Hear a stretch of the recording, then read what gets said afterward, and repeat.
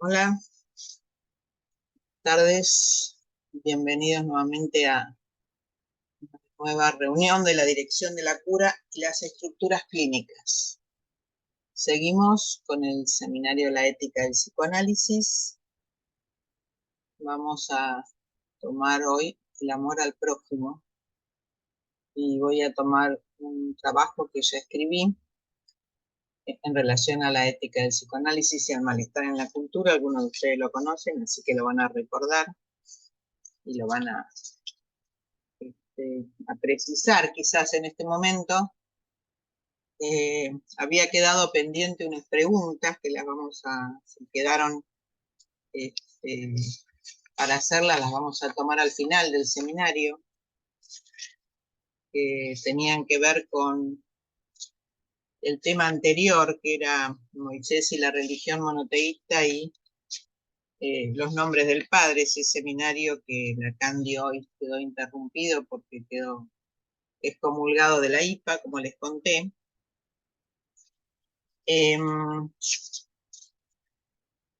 Así que, a ver por dónde andábamos. Lo último que vimos era el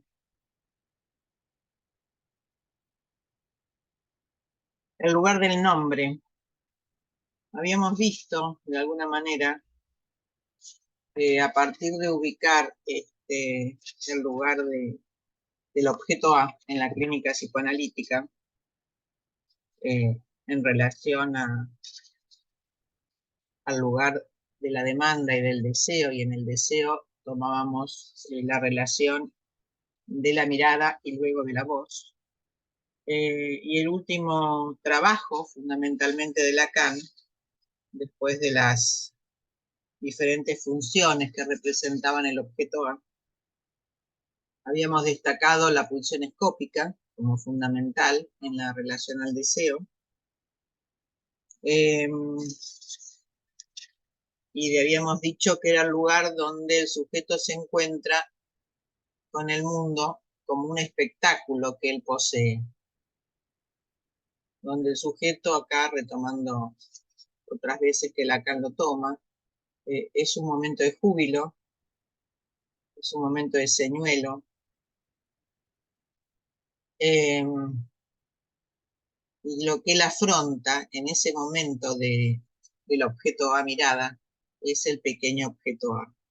Y también su complemento, que es la imagen especular. O sea, está fundamentalmente entre el objeto A y la imagen especular. Ese lugar, esa mirada que parece haber caído del destacamento. En ese momento de júbilo, él cree desear. ¿Se acuerdan? ¿Por qué? Porque se ve como deseante. Y no ve, es el otro, el gran otro, el que quiere arrancarle su mirada. Y el ejemplo más claro que nos da Lacan aquí es el de Am Heimlich, lo siniestro. Cada vez que de pronto, por alguna cuestión que está fomentado por el lugar del gran otro, esa imagen de él en el gran otro se le aparece a él privado de su mirada. En ese momento se deshace la trama de la cadena de la cual el sujeto está cautivo en la pulsión escópica. Y es el momento donde el sujeto retorna a la angustia más basal. Es lo que llamamos ahí la caída de la imagen, de alguna manera, o la vacilación de la imagen en algunos momentos, la cura, donde el sujeto queda privado de esa imagen, y retorna a la dimensión de la angustia más basal.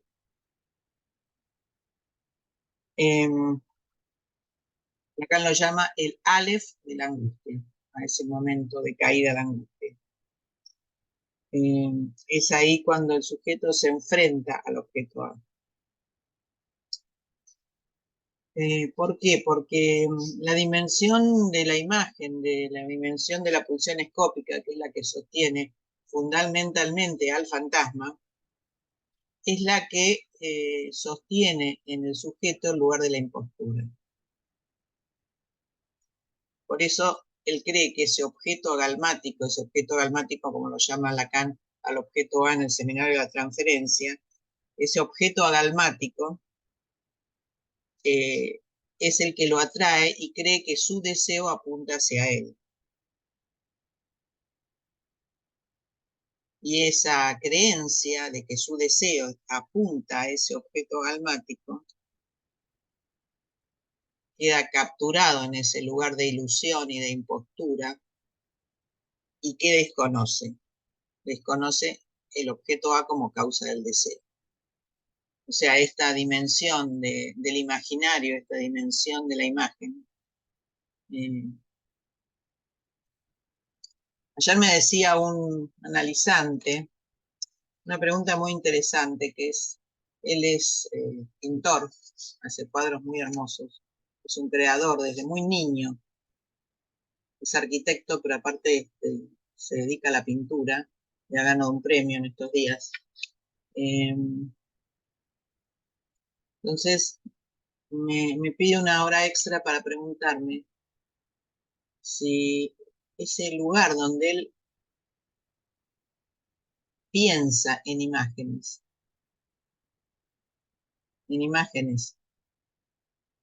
y también algunas palabras, pero sobre todo en imágenes, eh, ¿es algo que está bien o está mal?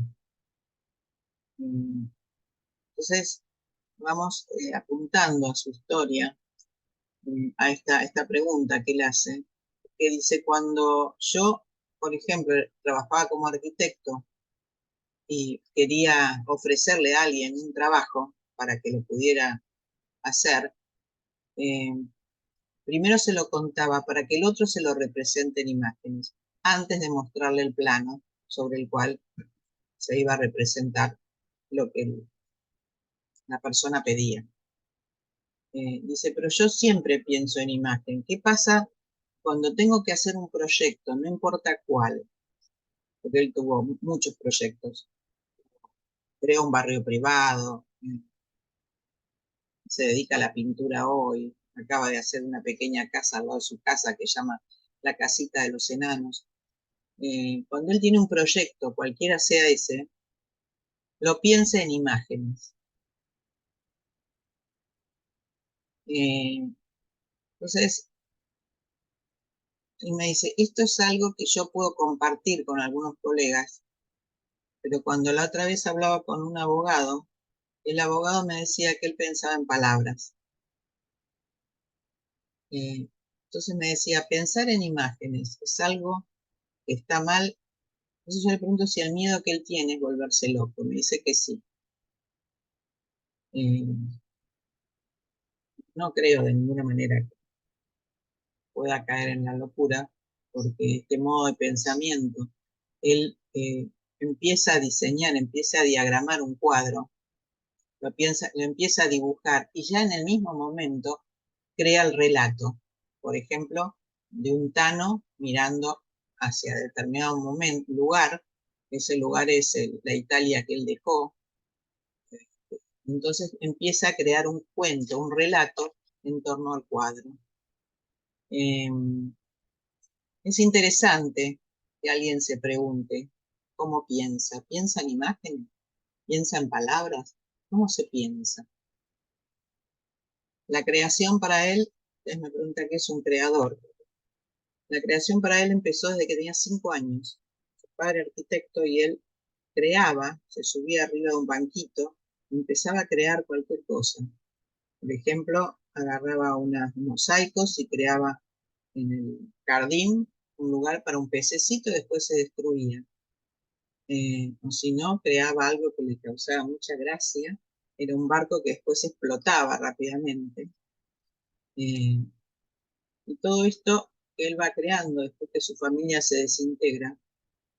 esa creación le sirvió para sostenerse en la vida, porque el padre cae de su estructura económica por unas razones que todavía desconocemos, y al poco tiempo la madre se enferma mal y muere, cuando él tenía muy chiquito, 7, 8 años. Luego de eso la familia se desintegra y van a parar a diferentes casas de los parientes, y lo que él lo sostuvo a lo largo de todo ese tiempo eh, es la posibilidad de crear. La creación, creaba juguetes y de repente, después de la muerte de la madre, miren que cómo resuelve la tristeza por la pérdida, que se mata de la risa cuando recuerda que había hecho, porque con sus compañeritos y amigos que no lo podían seguir porque tiene una capacidad simbólica muy grande, imaginaria también, eh, compañeritos de juego, entonces armaba un barco, lo hacía explotar, pum, y se mataba de la risa cuando los otros no sabían qué había sucedido. Esa risa que viene en el lugar del dolor, la pérdida. Eh, Digo, qué valor tiene el imaginario para un sujeto, pero siempre y cuando, por supuesto, como dice Lacan ya en el Estadio del Espejo, solo se sostiene del gran otro simbólico. No hay posibilidad de la imagen ni la relación al pequeño otro, si no está el gran otro.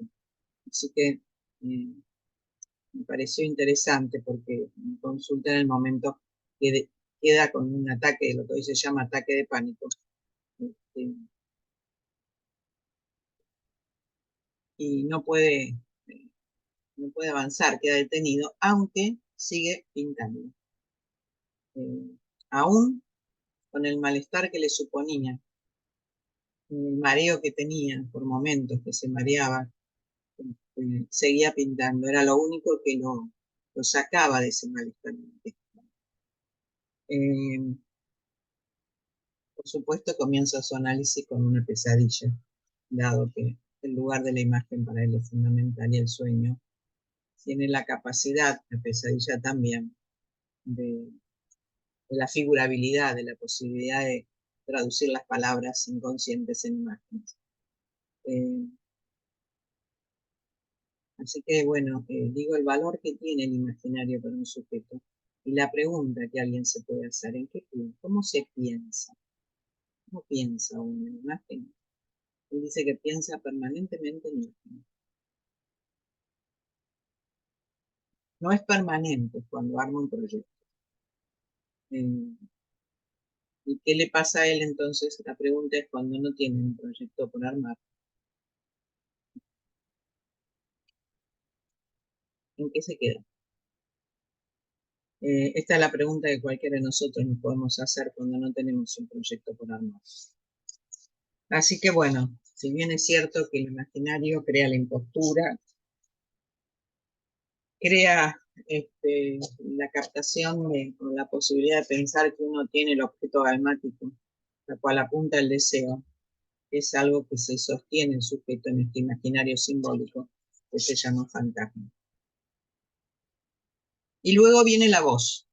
¿Se acuerdan que habíamos visto? No lo voy a tomar ahora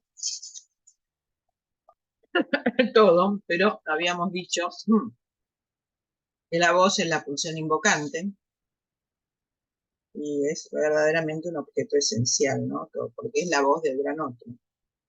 Y en tanto voz del gran otro debe ser considerada como un objeto esencial. Porque todo analista, Lacan, debe ser llamado a darle un lugar a la voz, a las diferentes encarnaciones de esa voz. Es decir, que cuando el analista representa no solo el sujeto supuesto al saber en la transferencia, no solo el lugar del gran otro, también en la transferencia, sino también en el lugar del objeto A, tiene que saber que va a representar las diferentes encarnaciones de ese objeto. Él dice en dos lugares, en la psicosis, por supuesto, como aparecen las voces, o si no, la voz del superior. Por eso que decíamos cómo regular ese lugar de la voz, para que el super yo no ordene todo el tiempo gozar. Es decir, que la voz, como objeto esencial del gran otro, es ese pequeño A caído en la dimensión del gran otro.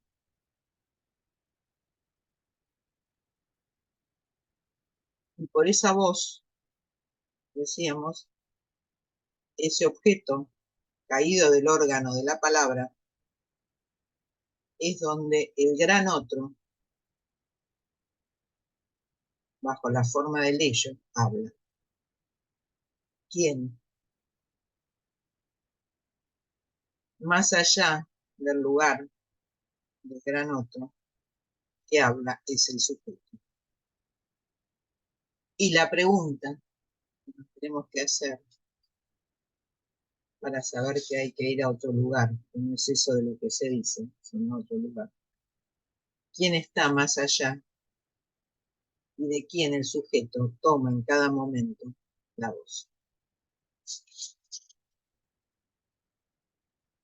Eso habíamos visto y después, por supuesto, nos metimos en un tema más complicado, que es la función del nombre.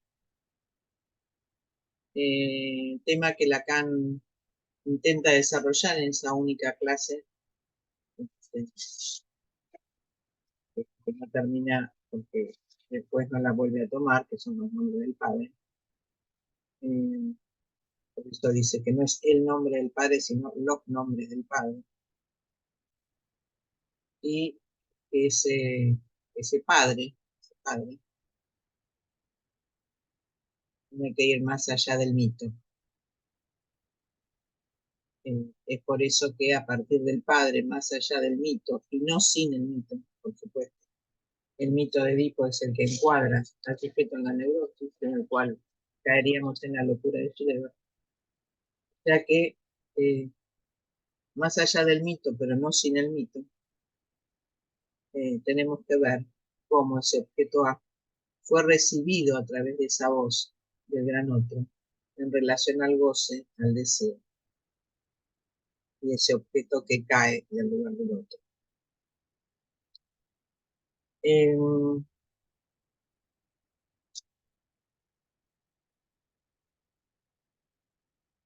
bueno, recuerdan que después nos metimos en un tema que no lo voy a retomar hoy, lo pueden leer en el texto, lo pueden leer en la clase de la reunión anterior,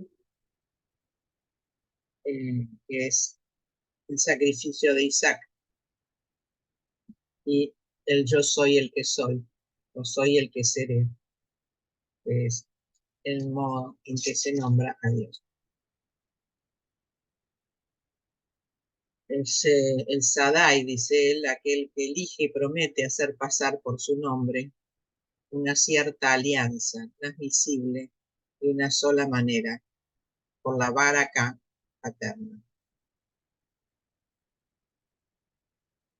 Recuerdan que vimos el cuadro de Caravaggio, donde estaba la ofrenda, la obligación a la fe, a responder a la voz del otro, del gran otro, que en ese momento es Sadai, y lleva a su hijo al sacrificio, y en ese momento el ángel se presenta para decirle que en lugar de él queda el carnero, del cual queda uno de sus cuernos, como el sonido más estruendo, que se escuchaba unas semanas atrás, en el Día del Perdón, que se llama el shofar y que la cantó en este seminario. El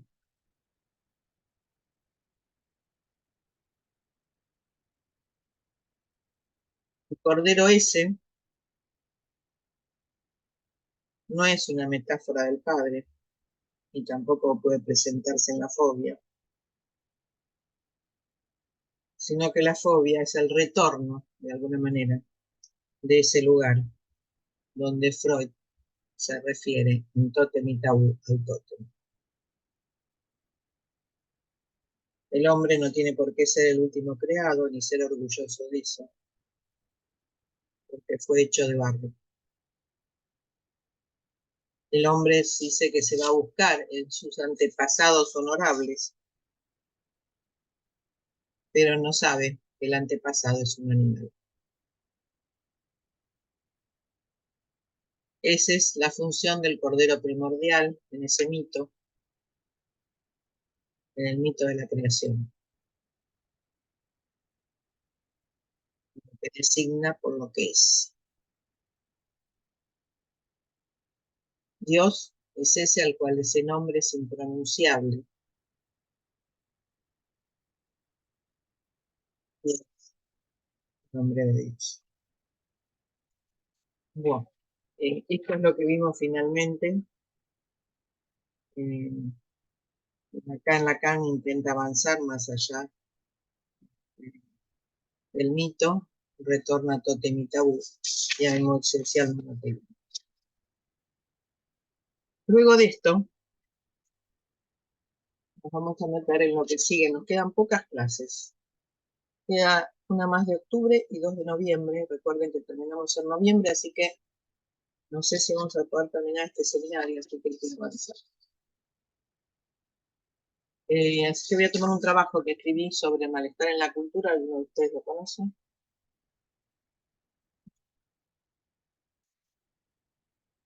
¿Qué dice Freud en el malestar en la cultura?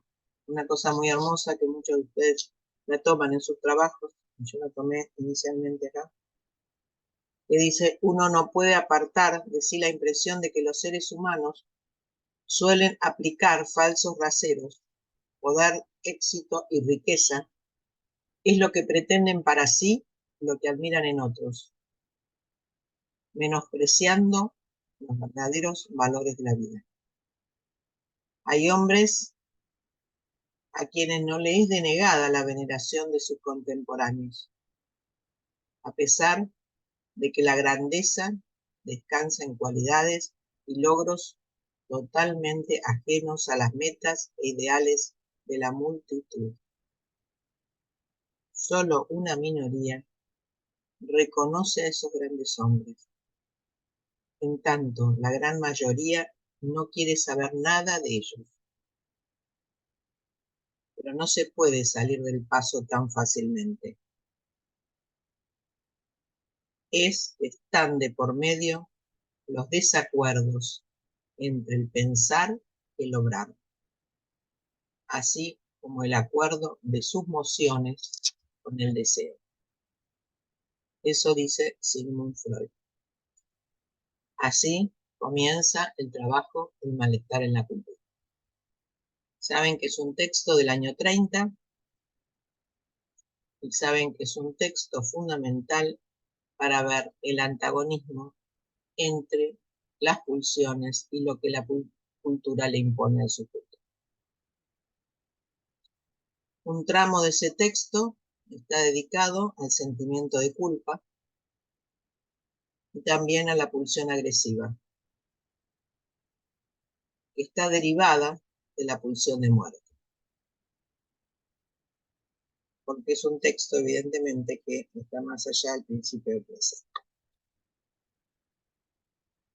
¿Qué es lo que los seres humanos dejan discernir como fin y propósito de su vida? ¿Qué es lo que quieren alcanzar? ¿Sí? Lo contesta, quieren la felicidad y también mantenerla.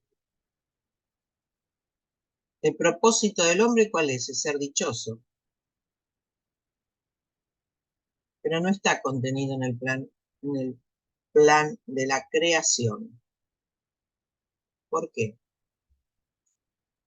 No puede ser dichoso porque no puede alcanzar la felicidad porque está el sufrimiento, que por supuesto está muchas veces en el cuerpo, no solamente, Freud lo toma acá en el cuerpo, que siempre está destinado a la ruina y a la disolución.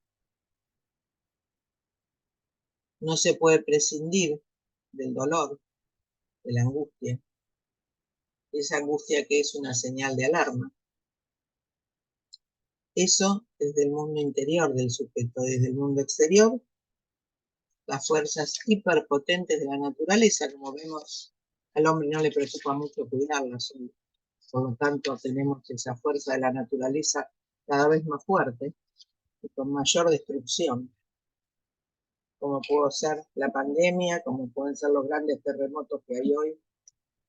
O sea que esas fuerzas que el hombre cree dominar o que no les importan muchos gobiernos, siguen existiendo y cada vez más tenemos esta locura de los cambios climáticos, esta locura que fue la pandemia, ¿no? Y las consecuencias que todavía no las vemos. Dice que es una fuente que tenemos que sentirla como dolorosa, se ve que no es tan así. La cultura sirve a dos fines: una protección frente a la naturaleza. No estamos tan metidos en la cultura, al menos no los gobiernos algunos, que no creen en esta cuestión del medio ambiente, del cuidado, de qué pasa con la naturaleza, ¿no? Y la otra cuestión que sí nos tenemos nosotros posibilidad de intervenir es los vínculos entre los hombres.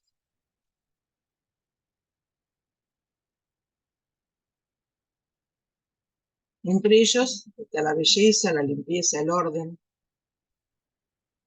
el cuidado, las tareas intelectuales, las científicas, las artísticas. Y también están en la cúspide de todo esto los ideales y la religión. ¿Qué es lo que intenta la cultura? Intenta unir a los miembros de una comunidad. ¿Para qué? Para crear identificaciones entre ellos. Y se moviliza gran parte de la libido, de meta y divida, y esto es lo que permite la amistad. O sea, esta libido de meta inhibida que permite la unión en la relación con nosotros es la que permite la amistad. Y uno puede leer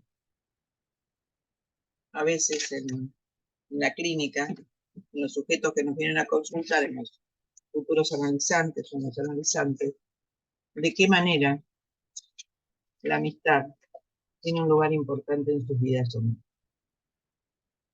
Es decir, este lugar donde la libido de meta inhibida crea lazos entre los miembros de una comunidad.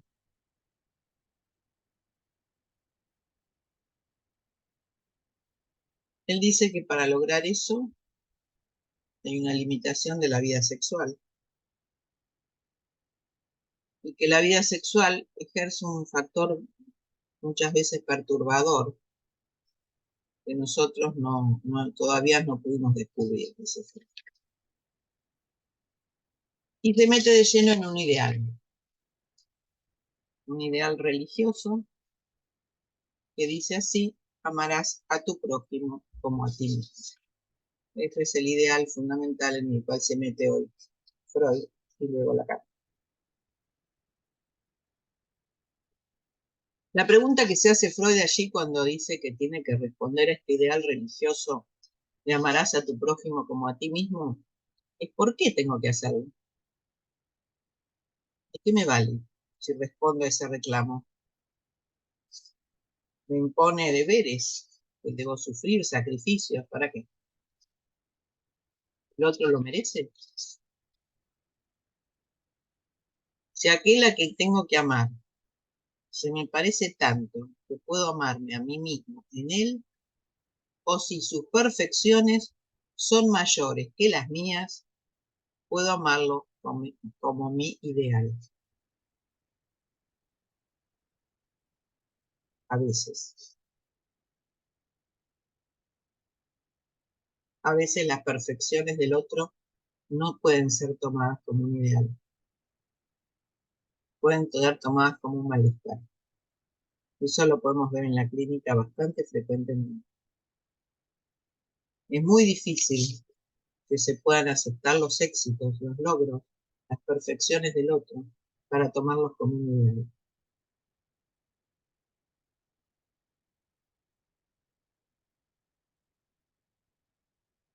También se pregunta, puede ser el hijo de un amigo, ahí lo puedo tomar.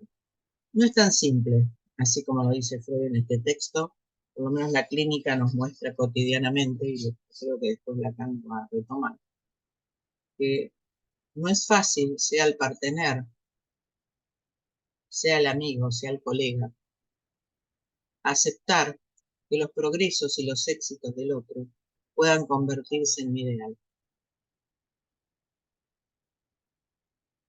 Muchas veces se convierten en un malestar, en los celos, en la competencia, en la rivalidad, en el odio, enamoramiento, como se llama en ese malestar que crea el éxito del otro.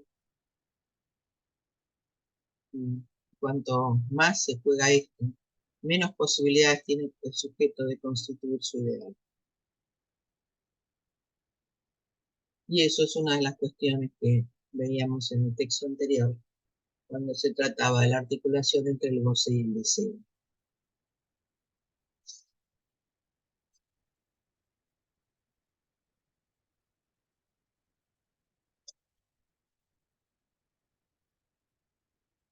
El goce femenino muchas veces va hacia ese lugar, porque saben que la histeria soporta bastante bien la impotencia del otro, pero lo que no puede soportar es el éxito o la potencia. El deseo insatisfecho es una de las formas más frecuentes en que la histeria nos muestra la imposibilidad de aceptar los logros del otro.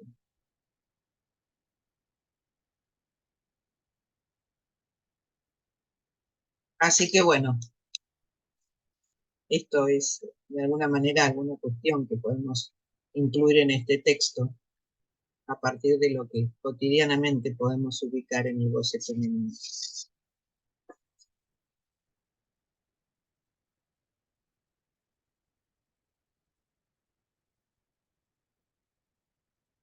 Ahora, se pregunta, esto, si es un amigo, si es alguien cercano, pero si es un extraño, me va a ser difícil, ¿no? Amarlo. Que es extraño, ¿por qué lo voy a amar? Si es extraño, es indigno de mi amor. En realidad, si es extraño, se hace más acreedor a mi hostilidad y aún también a mi odio. Es extraño, puede burlarse, ultrajarme, calumniarme, exhibirme, exhibir su poder. Yo muchas veces me preguntaba, ¿por qué? Ya me voy a otro tema, la escuela, encuentros de psicoanálisis. Éramos un pequeño grupo y no podíamos avanzar, ¿no? Porque es difícil abrirle las puertas a los otros, a los extraños, a los de afuera, a los desconocidos. La pandemia, con todos sus desastres que hizo, nos dio una posibilidad. Zoom, eh, empezaron a aparecer gente de otros lugares, no los conocemos. Resulta que me dicen el otro día, fueron a una jornada y había un montón de gente que no se conocía entre sí. ¿Cómo puede ser? Si era mi lugar. ¿Cómo era mi lugar? Ya no es más mi lugar porque hay tanta gente que no conocemos hoy. ¿Cómo es esto? Fenómeno de masa, fenómeno de grupo, fenómeno que está en la cultura y que está realmente, uno lo puede leer cotidianamente, ¿no? Es muy difícil dejar entrar al desconocido. Nos estábamos preguntando cómo hacer difusión, cómo hacer posibilidad de que otros entren, y no nos dábamos cuenta de que la dificultad estaba en nosotros mismos, en que el lugar cerrado al cual pertenecíamos nos permitía, de alguna manera, ser todos conocidos y los extraños quedar fuera. Bueno, hoy parece que la cosa, por suerte, ha cambiado. De alguna manera, en pequeños momentos, este, ha cambiado. Si se comporta de otro modo y me muestra su consideración y me muestra su respeto, yo puedo retribuirle con la misma moneda. Entonces, sí, Ama a tu prójimo como tu prójimo te ama a ti. Pero el prójimo no es un auxiliar solamente, tampoco es un objeto sexual, es una tentación.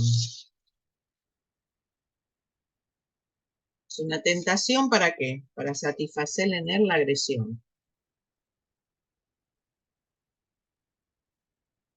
¿Y cómo?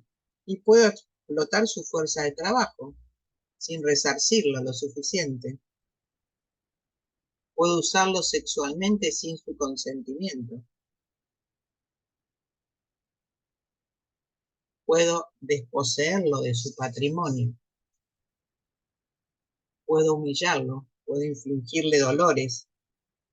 Puedo martirizarlo. Puedo asesinarlo. Tiene todas las formas que existen y que hoy escuchamos en la clínica también. Explotar sin resarcimiento, ofrecerse como objeto sexual al otro sin su consentimiento, tomarlo como objeto sexual muchas veces sin su consentimiento.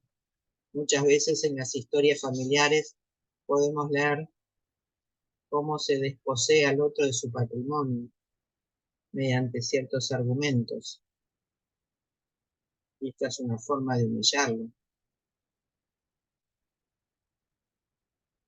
Puedo infligirle dolores de mil formas, aunque diga, uy, no me di cuenta, fue sin darme cuenta. Le dije esto, pero bueno, no hubiera querido decirlo.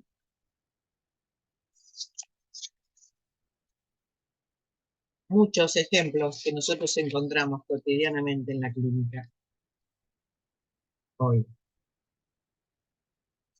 Estos fantasmas que se expresan cotidianamente en nuestra clínica son los que Lacan nos propone en el seminario de la ética del psicoanálisis.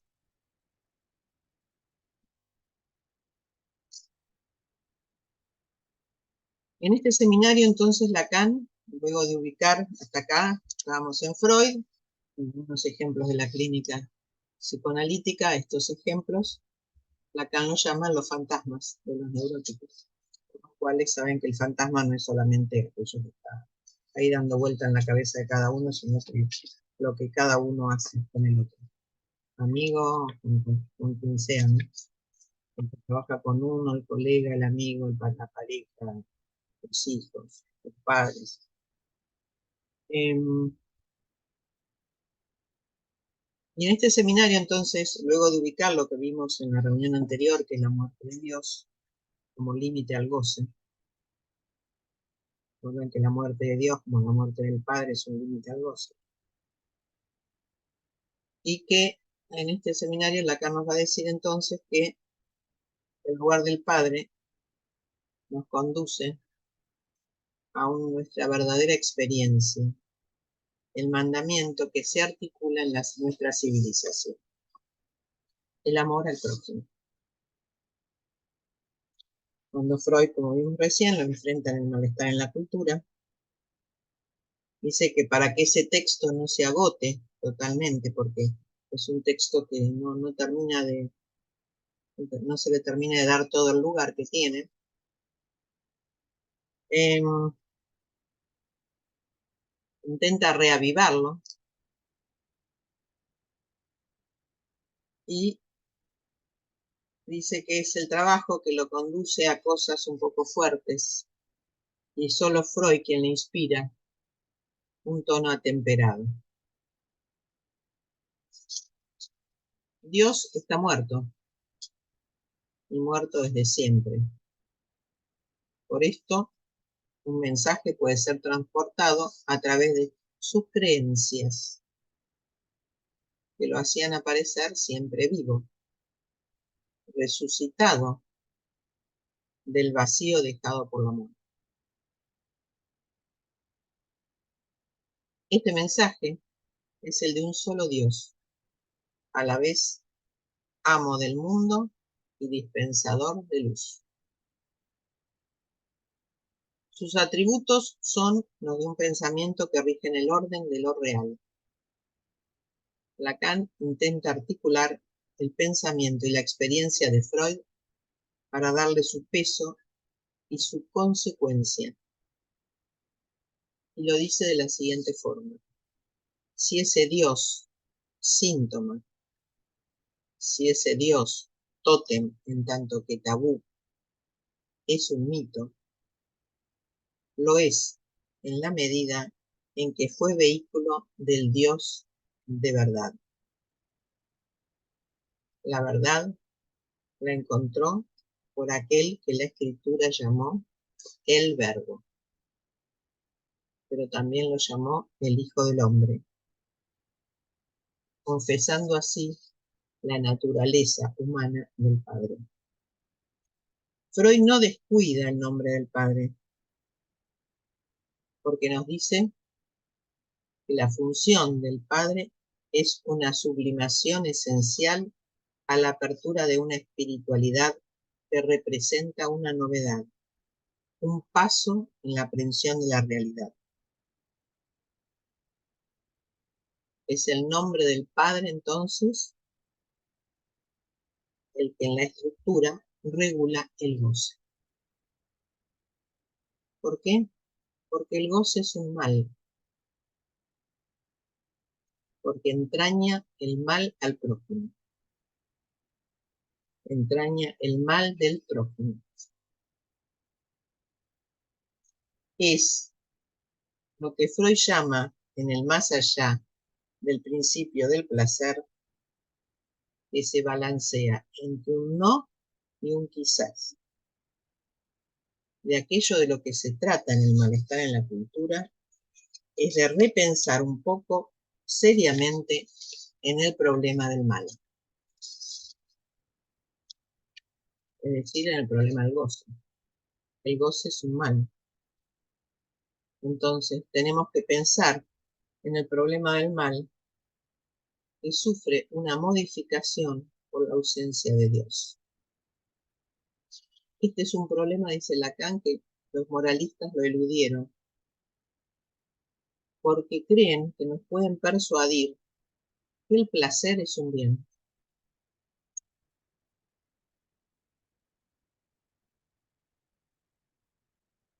Pero es claro que la primera formulación del principio del placer es principio de displacer. Es un más allá del placer, es un displacer que también nos acerca al placer. Es decir, que su uso, el uso del bien, se resume en que nos mantiene alejados de nuestro goce. O sea, este principio placer, displacer, nos permite mantenernos alejados del goce. Dice que esto es la experiencia de nuestra clínica. ¿Por qué? ¿Quién es aquel que en nombre del placer no flaquea a partir del primer paso un poco serio hacia su goce?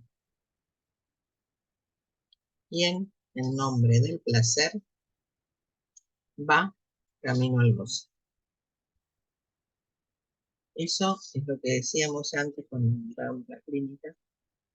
Y acá lo dice así, es lo que vemos en la clínica cotidianamente.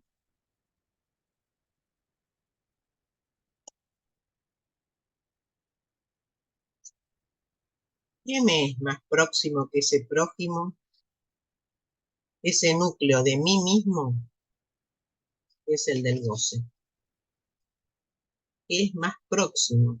Me es a mí más próximo. Ese prójimo, ese núcleo de mí mismo, es el del goce, y no oso aproximarme. Una vez que me aproximo a él, este es el sentido del malestar en la cultura, surge esa insondable agresividad ante la que retrocedo, que vuelvo en contra mío, y que viene a dar su peso en el lugar mismo de la ley desvanecida. Es aquello que me impide franquear cierta frontera en el límite con el daño, es decir, en el límite con la cosa. Mientras se trata del bien, no hay problema. La naturaleza del bien es el altruismo, pero esto no es el amor al prójimo. Saber qué significa la respuesta del amor no la da la beneficencia. Es algo muy diferente. Y es a partir de aquí que aparecen los ideales que el analista tiene que tener en cuenta fundamentalmente. Si quiere jugar en la dirección de la cura, con ese placer, displacer, que pone límite al gozo.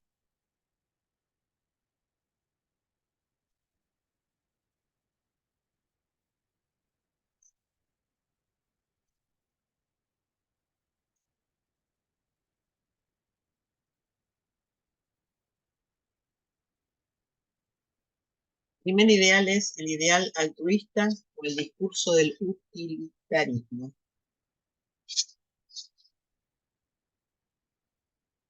Forma parte de la naturaleza de lo útil el ser utilizado.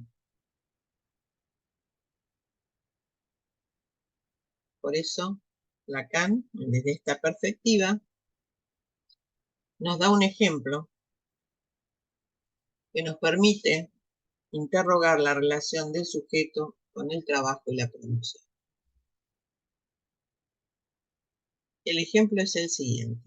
Escuchen bien porque es cotidiano en los grupos, cotidiano en la vida del sujeto. Si puedo hacer algo en menos tiempo y con menos esfuerzo que alguien que está cerca de mí, me veré llevado a hacerlo en su lugar. Mediante lo cual me maldigo, porque yo lo tengo que hacer. Que lo tengo que hacer ¿por quién? Por ese prójimo. ¿Por qué es prójimo? Por ese prójimo que está en mí. Entonces, me maldigo por asegurarle a aquel a quien se le costaría más tiempo y esfuerzo que a mí un confort que solo vale en la medida que me imagino que si yo contase con ese confort, es decir, no tuviese demasiado trabajo, yo haría deseoso un mejor uso. No está probado esto, nada está probado. Solo sabría que quizás me aburriría. Procurándole a los otros ese poder, quizás simplemente los extravío. Imagino sus dificultades y sus dolores en el espejo de los míos. Le evito entonces hacer el trabajo al otro, porque yo lo sé mejor, lo hago más rápido, en menos tiempo. Después me quejo, porque realmente no tengo tiempo para nada, porque vivo la vida trabajando, mientras nosotros no hacen nada. Entonces, evito ese lugar al otro, pero si yo me quedo en ese lugar del ocio, ¿qué me pasaría? Entraría en angustia. ¿Por qué? Porque me aburriría.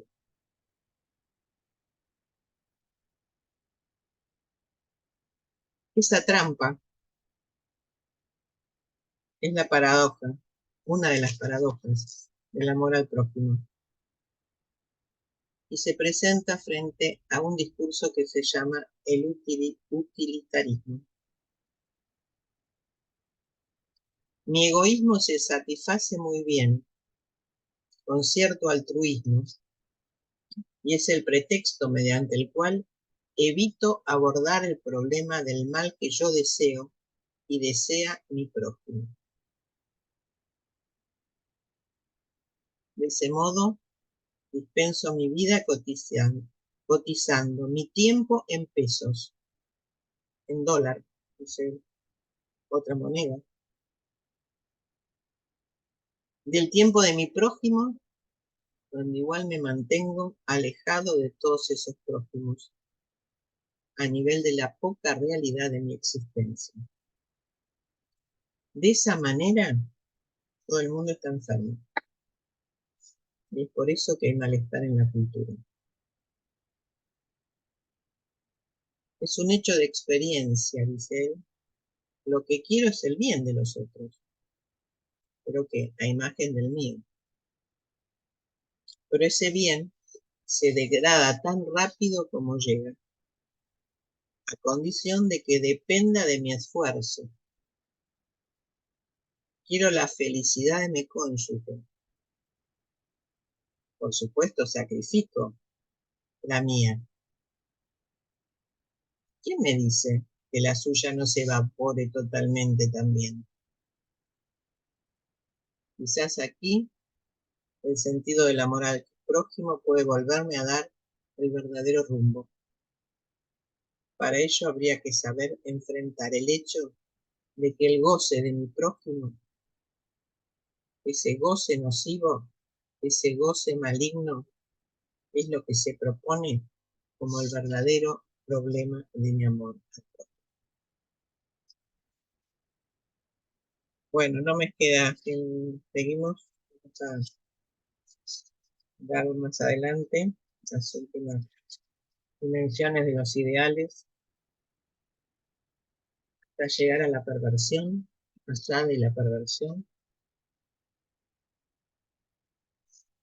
Ahora, volvamos un poco, si hay algunas preguntas.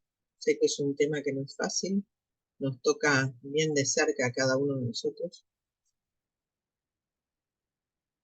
Por eso dice Lacan al comienzo, ¿no?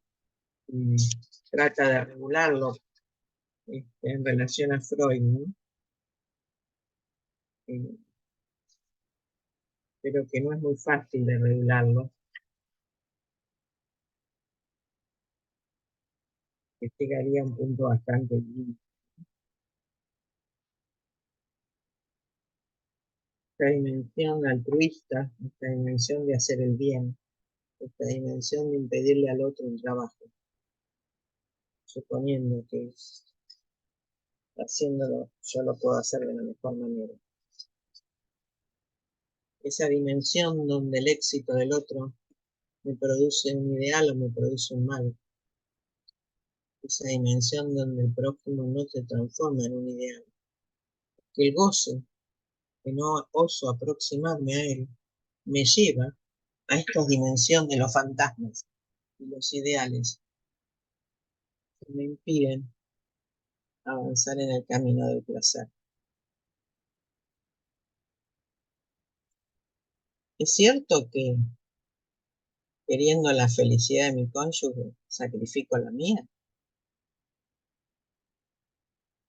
Es cierto que el éxito del otro es soportable en el nivel de un ideal.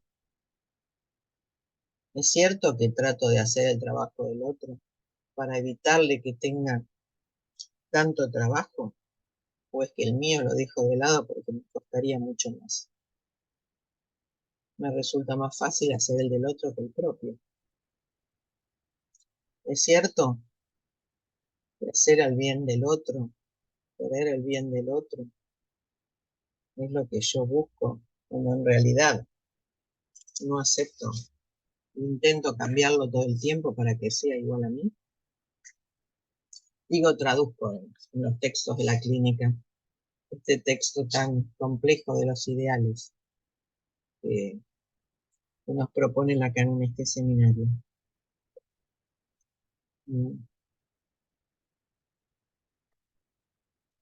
Es cierto que quiero que mi analizante se cure rápidamente y entonces evito todo el camino de la repetición, intentando hacer el bien y sacarlo de la encrucijada en la que se encuentra.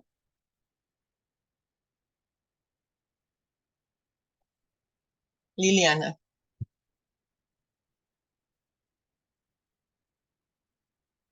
Sí, hola. Hola Marga, hola a todos. No, esto último que decías, el ideal de hacer el bien, en la dirección de la cura, ¿no? Qué tema, qué tema serio digamos, la respuesta allí del analista frente a ciertos momentos de angustia, como de querer rápidamente, a ver, lo digo así como me sale, hacer algo para que no se angustie demasiado, cuando es al revés, es porque se va a angustiar que algo allí se va a producir diferente. Darle lugar a la angustia, ese por un lado. Y otra cosa que pensaba, esto que abre Lacan, donde el amor no es beneficencia, me parece una genialidad porque toca bien, ¿no? El amor al prójimo. Bueno, esto, agradecerte porque volvés a traer un tema que creo, el de los ideales, que para la dirección de la cura es fundamental y hace a la interrogación de cada uno, ¿no? Pensaba esto como decía recién, de no querer que el paciente pase feos momentos, que no se angustie, que bueno, a ver qué va a pasar. Y exactamente al revés, ¿no? Eh, bueno, esto como la posición del analista, el trabajo en la posición del analista para poder barrar de alguna manera, ¿no? Estos ideales. Claro, gracias, Liliana. Sí, claro, pero la posición del analista para barrar esos ideales no es ajeno a cómo cómo considera el analista, ¿no? Eh, el bien, la relación al otro, ¿no? Eh, la relación con el colega, la relación con el prójimo, la relación con su amigo, la relación. Bueno, no solo, porque Lacan dice, no solamente los analizantes, no solamente la relación a los maestros, es también la relación a los otros, ¿no? Y entonces digo, estos ideales de querer hacer el bien, y por supuesto, como decís, evitar la angustia, por eso Lacan toma primeramente la dimensión de la angustia, ¿no? Digamos que después va a ser el seminario que sigue, los nombres del Padre, el anterior, perdón, los nombres del Padre. Me parece que no es sin el modo en que el analista elabora esa relación al psicoanálisis y a los otros. Por eso tomaba como uno escucha cuando uno dice, bueno, quiero evitarle al otro un problema, hago el trabajo por el otro, puede ser los hijos, puede ser el marido, puede no aceptar el éxito de un colega, puede no aceptar, ¿no es cierto? Lo más difícil, yo creo que de aceptar no es el fracaso, sino el éxito, ¿no? No para sí mismo, sino para con nosotros. Cuando creo que el texto de Malestar en la Cultura nos abre esta dimensión de poder pensar. ¿Hasta dónde soporto eso? ¿No? ¿Hasta dónde lo puedo escuchar? Hasta dónde que si el otro llegó yo también puedo llegar? Ese es un ideal, pero no creo que pueda ser esto. Porque si bien es cierto que el nombre del Padre es un límite al gozo, es cierto que el placer, displacer y el sufrimiento que el síntoma me propone me pone un límite, y la angustia es de alguna manera una guía hacia ese lugar. Hasta donde la elaboración de esos ideales para el analista permiten la conducción de la cura, ¿no? La dirección de la cura. Creo que es un punto ahí muy fundamental, que lo encontramos cotidianamente en la clínica. Bueno, Marta. Bueno, buenas tardes. Muchas gracias, Marga. Hola, La verdad que el texto del malestar en la cultura es maravilloso volver sobre el texto, ¿no? Y como que cada vuelta uno se acerca un poquito más a entenderlo. Yo me acuerdo la primera vez que lo leí me pareció muy como muy complicado, muy revolucionario, ¿no? Y realmente en este aspecto, en un pie de página dice esto que dice los maestros tendrían que tomar mucho más en cuenta esta pulsión destructiva que tiene el ser humano, ¿no? Para darles más herramientas, dice, y los mandan, es como que, bueno, todos los demás cumplen menos, todos cumplen, menos los chicos, o algo así, como que dice que los mandan al polo sin abrigo. Algo me gustó mucho ese comentario que hizo Freud. Y es realmente, ¿no? En los grupos y en los niños, yo trabajando con niños, el tema del otro, el éxito de la otra es tremendo, porque presume y traen el tema de que el otro presume y bueno, se arman unos líos bárbaros. ¿No dirías que Así los que yo adultos te no? agradezco. ¿Cómo? Marta, ¿vos creías que en los adultos está resuelto eso? No, bueno, lo que pasa, me parece que en los niños Los no, niños uno lo ve más fácilmente, ¿no? lo traen con más inocencia, me parece, por ahí en Seguro, el otro, seguro. pero en ese punto, no. Y creo que es importante la escuela y los grupos de lectura, ¿no? Que, bueno, creo que no es sin pasar por el análisis todas estas cuestiones que aparecen en los grupos, ¿no? Que cada uno tiene la posibilidad de encontrarse con estos rasgos. Que a Claro. veces cree que no los, qué sé yo, ¿no? A veces es la única manera, ¿no? Y te quería preguntar en relación al mito del asesinato del padre, que dice, bueno, produce una interdicción, ¿no? Pero dice, hay una falla interdictiva visible y camuflada por el mito. Y dice, todo ejercicio del goce entraña algo que se inscribe en el libro de la deuda de la ley. Si lo podrías abrir un poco, que no me quedó muy El, claro. el mito del asesinato del padre mm, termina con la muerte del padre y la posibilidad de que cada uno de los hijos tenga una mujer. Antes todas las mujeres eran del padre y ahí se instala el registro de lo Mm, real, el padre en lo real, ¿no es mm, cierto? La deuda se tiene que pagar, es la pérdida de goce. Estos ideales, los fantasmas, sostienen ese goce maligno, ese mm, goce, como decías recién, que los niños nos muestran tan claramente, pero que lo podemos encontrar en cualquier sujeto. La histeria del goce femenino lo muestra muy fácilmente, en el deseo insatisfecho y en la imposibilidad de aceptar la potencia del otro. Eso decía que de alguna manera, ¿cuál es el precio a pagar? El goce. Para poder desear hay que perder ese goce maligno, el fantasma sostiene.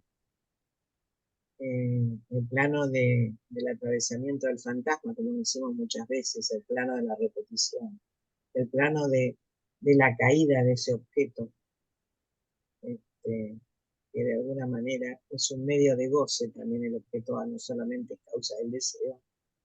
Y el precio que el sujeto tiene que pagar es el goce.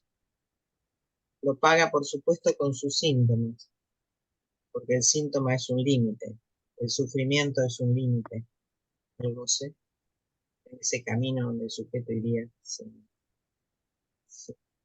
sin obstáculos, por decirlo de alguna manera. mm, Si no estuviera ahí el síntoma para ponerle un freno. O sea que el precio a pagar, dado que la muerte del padre es efecto del asesinato, se instala la muerte del padre como límite al goce, y el precio a pagar es el goce. Goce nocivo, el goce destructivo, el goce que está detrás de todos estos ideales y de algunos fantasmas que Lacan va mostrando en este seminario a partir de lo que Freud propone en la cultura. O sea, tenemos que pagar con goce. Lo mm. más difícil de pagar, ¿no? Y pagar con dinero, qué sé yo, no termina pagando. Mejor pagar con dinero. Por pagar con dinero, pero prefiere pagar con dinero, pero resulta que no alcanza con pagar con dinero. Hay que pagar con goce, hay que perder el goce. Hay que perder, claro. Gracias. Marta. Lidia Serrano.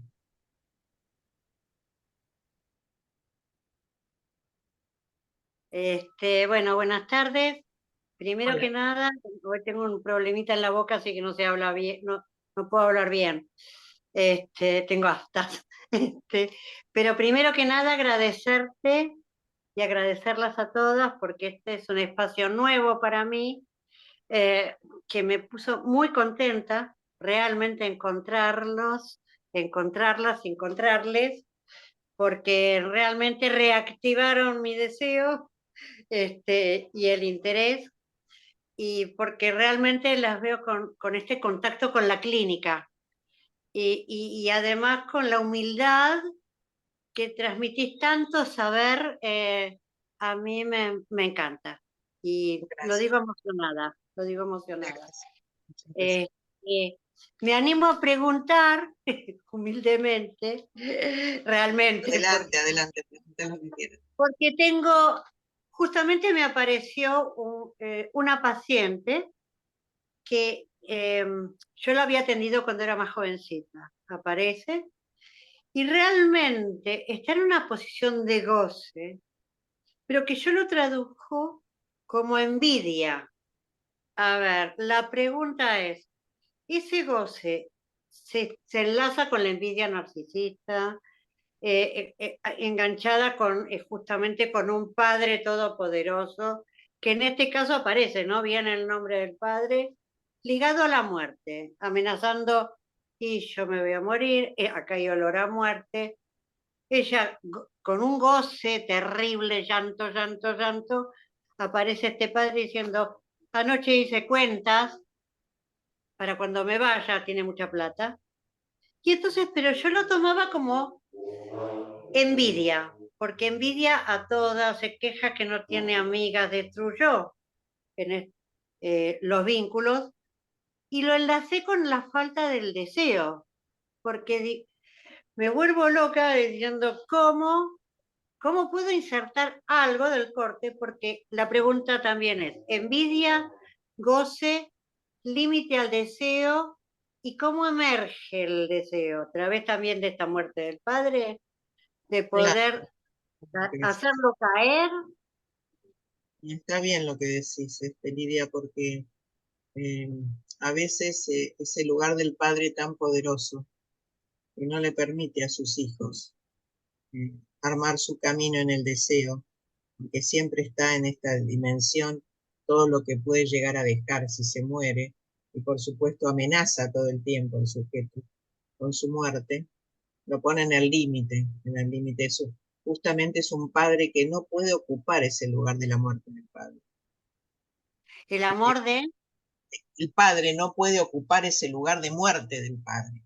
Ah, Es un ah, padre, es un padre que todavía se sostiene en ese primer tiempo del padre todopoderoso de Totem y Tabú. Es un padre a matar, como diría Lacan. Entonces, para un hijo necesita un largo camino ahí para poder matar ese ideal que el padre propone todo el tiempo y esa amenaza. Si me muero, se van a quedar con mi dinero, pero nunca me muero. Es un padre que siempre amenaza con matarse y nunca se muere. La muerte del padre como función es permitirle a un hijo hermano el camino del deseo. Y creo que esta paciente tuya tiene la dificultad de tener ese padre y va a tener que trabajar con él bastante, porque siempre va a perder el camino de su deseo. Seguramente que sí. que de alguna manera aparece en todos nosotros, en el camino del análisis, ¿no? Como primera experiencia de bancarse una crítica al papá, ese papá bueno, ideal, etcétera. Y hay padres y padres. Oh, Hay padres y padres. Hay ay, padres padre, que no se dejan matar fácilmente. muchas Seguro. gracias. Bueno, gracias a vos. Bueno, sé que Marga, perdón, acá sí, en la escuela sí. están Miriana y María Carmen que quieren preguntar. Bueno, Viviana y María Carmen, adelante. Y Griselda. Y Griselda. Hola, ¿se escucha? Sí. Hola Marga, muchas Hola gracias. Miriam, ¿qué Acá tal? estábamos escuchando y se escuchaba como, muchas, muchas cosas muy buenas. Quizás es un poco amplio lo mío, pero siempre me aparece la pregunta entre el prójimo y el pequeño otro. Como ahí me voy.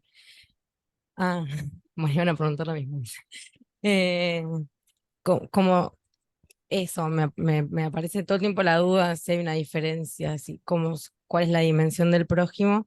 Y también en esto que decías de el prójimo es una tentación para satisfacer en él la agresión, me preguntaba algo de la estructura, ¿no? Como si este prójimo aparece en la neurosis, en la psicosis, en la perversión, si tiene un lugar distinto. Bueno, esas preguntas. Gracias. Pequeñas preguntas, Miriam. El prójimo está así en todas las estructuras, por supuesto, que la forma de presentarse es diferente. Vamos a llegar en la próxima reunión a SADE, la cuestión de la perversión, por algo. Lacan coloca la perversión porque es el modelo para la neurosis. El prójimo es el ti mismo, es ese sí mismo en esa exterioridad interna que tiene el sujeto. No es el semejante. Por eso es a ti mismo, es el ti mismo. Es el que el sujeto no se anima a aproximarse porque está en él mismo, por decirlo de alguna manera. Está en el propio sujeto ese prójimo. Ese prójimo está en el propio sujeto. Después que juegue ese lugar con el semejante, es todo el juego que tiene que hacer. Que no siempre va a ser el semejante, porque a veces puede haber disparidad con el otro. El semejante es otro lugar. Es el lugar del estadio del espejo, del imaginario. Este es el lugar del goce y lo real. Son como que pertenecen a registros diferentes. El goce y el prójimo y el ti mismo está en la dimensión de lo real.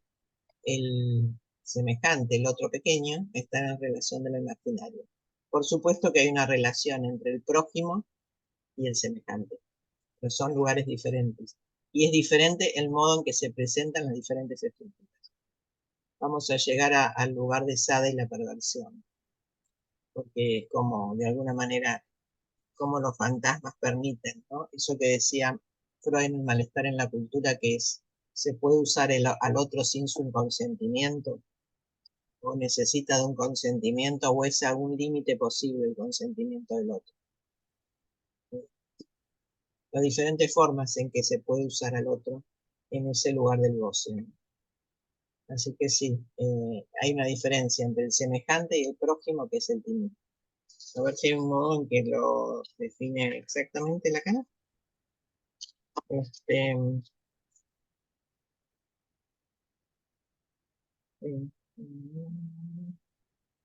no, pero es esto, ¿no? Es el ti mismo. Entonces, frente a ese ti mismo, donde está el goce del sujeto muy cercano a Dasdin, ¿se acuerda que Dasdin era lo que quedaba por fuera de la represión, más allá de la represión? Y que después el otro simbólico viene a ser metáfora de ese lugar.